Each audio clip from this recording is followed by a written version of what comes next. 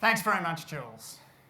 I want to persuade you today that the fabric of Australian community life is fraying. That the civic ties, the interpersonal bonds that hold us together, the community organisations that we're a part of, are no longer as strong as they once were. That Australians, in a word, have become disconnected. Let me run you through some of the things that have happened. If you go back to the 1960s, 1 in 3 Australians was an active member of a community organisation.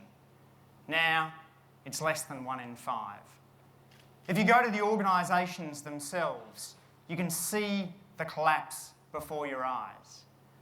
A local newspaper in Western Australia had a front page story about the Country Women's Association in their town.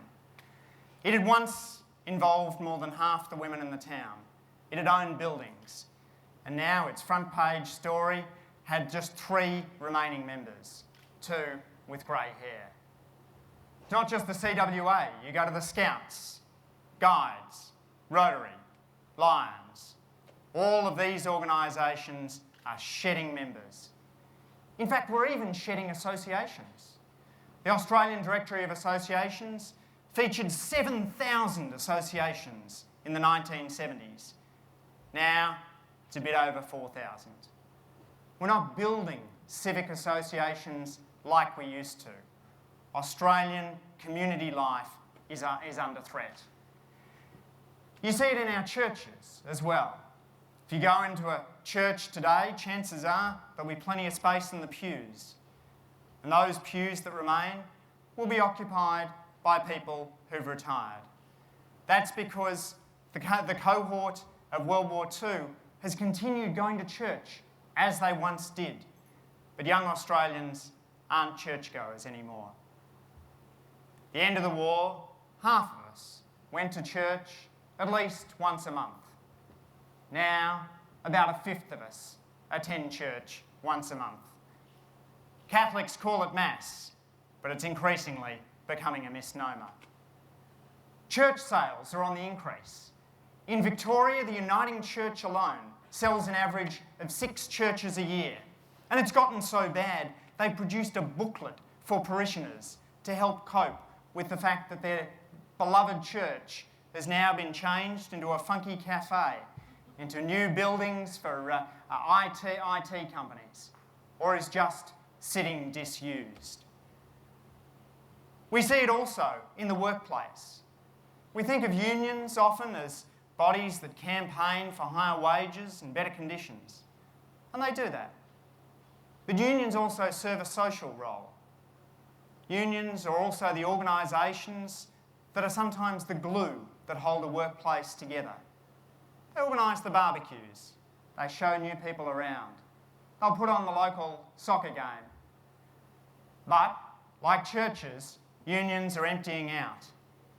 In the early 80s, half the workforce was in a union. Now, less than a fifth of Australians are members of a union. Australian unions are increasingly on the wane. We see it in politics too. In the early 2000s, I wrote a book on why Australians don't trust their politicians and how the problem had gotten worse.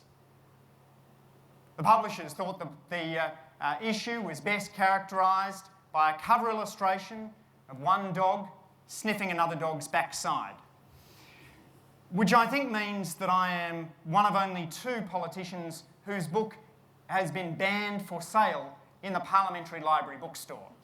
They actually thought the image was too offensive. The other book is, of course, Mark Latham's A Conga Line of Suckholes, collection of political quotations. Australians are increasingly failing to turn up to the ballot box, or if they do, they're spoiling their ballot paper. My own electorate of Fraser, the number of informal votes doubled at the last election, from 2,500 to 5,000. That worries me. Those guys might be voting for someone else, but I want them to have their democratic say. And increasingly, Australians are choosing not to participate in the democratic process. We see it in our political parties too.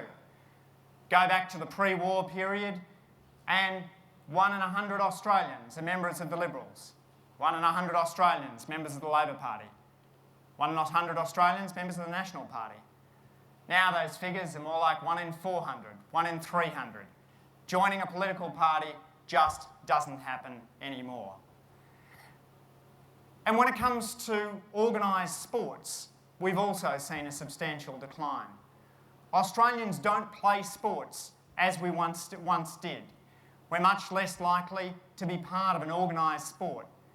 We love to think of ourselves as a proud sporting nation, but really what we are is a nation of sports watchers. Arnott's once ran a biscuit campaign which said if you couldn't bowl a ball, if you couldn't hold a bat, you wouldn't be an Aussie. You wouldn't be true blue.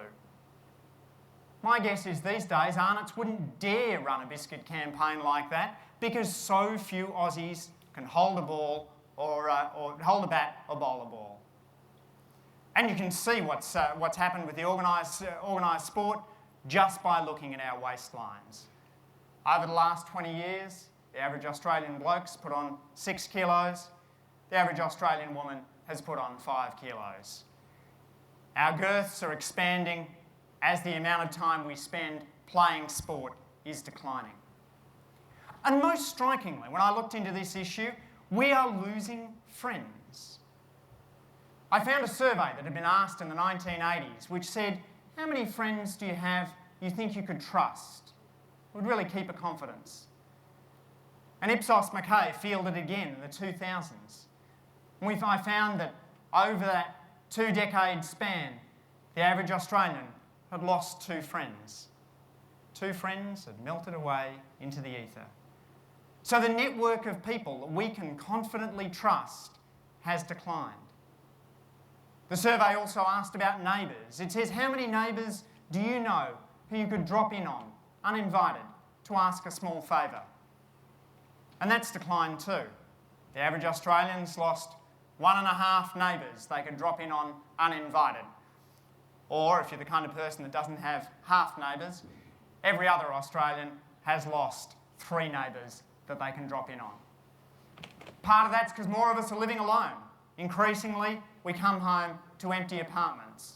There's something to be said for that. It was, after all, Virginia Woolf who spoke about the virtues of a room of one's own. But it builds social isolation. It means more and more we are unable to engage in that simple conversational interplay that comes from getting home from a day at work. So there's less organisations. We're less likely to be part of those organisations. We're less likely to be involved in the unions, less likely to be going to church. We have fewer neighbours and fewer friends that we can trust. But the problem with all of this is that the trends that have driven it aren't trends we want to reverse. As the saying goes, nostalgia is not what it used to be. And no one wants to return to a 1970s which didn't have the internet, didn't have TV, where cars were more expensive. Those changes have dramatically lowered civic connectedness. But those changes have also been tremendously good for society.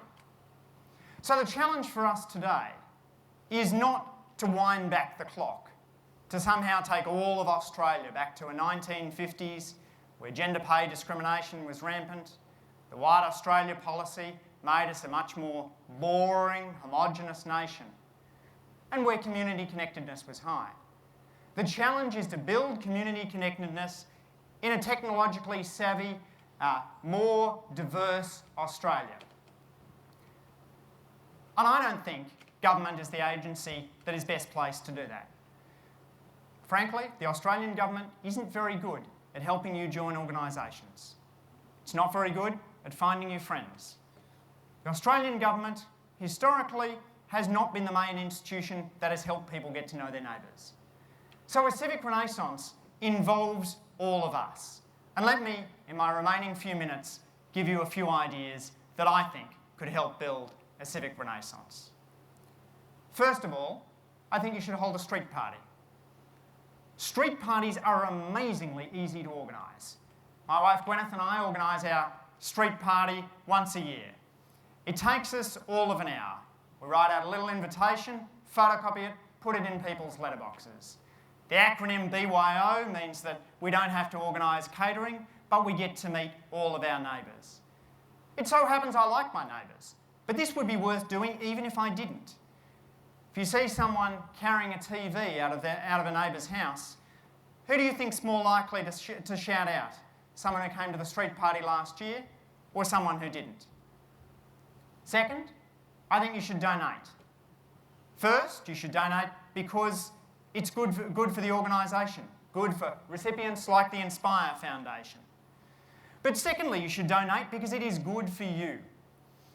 When neuroscientists put brain scanners on people and ask them to think about donating money to a cause they care about, the parts of the brain that light up are the same parts of the brain that light up if that person is asked to think about food or sex.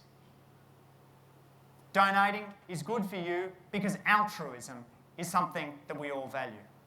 Thirdly, I want you to use technology to empower civic connectedness, not detract from it. Use applications like meetup.com, like the apps that allow you to tell your friends which cafe or bar you're in. Shy away from applications that are a substitute for face-to-face interactions. Emotions are better than emoticons. There is something more substantial about being a real friend than a Facebook friend. Don't allow gaming, internet, TV to crowd out the things in life that matter, the human connections with one another. Fourth, I think you should try a new activity. In studies that look at dementia patients, they find it's possible to stave off the onset of dementia by a year or two, simply by trying a new activity every day. Walk up to someone you don't know, say good day. Join an organisation that looks like it might be interesting. Try a new radio station and expose yourself to new ideas. Trying new activities is a great way to build civic connectedness, but also to improve the strength of those motor neurons. And finally, I want you to contact 2 politicians. Rogan's right. There isn't enough political contact by young Australians. I get a couple of hundred emails a day from my constituents, but a disproportionate share of those are from my older constituents. It's great to hear from them, but I also want to hear from the teens, the 20-somethings. And, as you knew from the book cover illustration I told you before, you can think of politicians a little bit like dogs. We behave well to praise and to criticism. So for those 2 politicians you're approaching, I want you to tell one something you like that they've done, and the other something you dislike. Contact politicians because it strengthens the civic fabric that has made Australia so powerful. An Australian civic renaissance is within reach, but it starts with all of us. Thank you.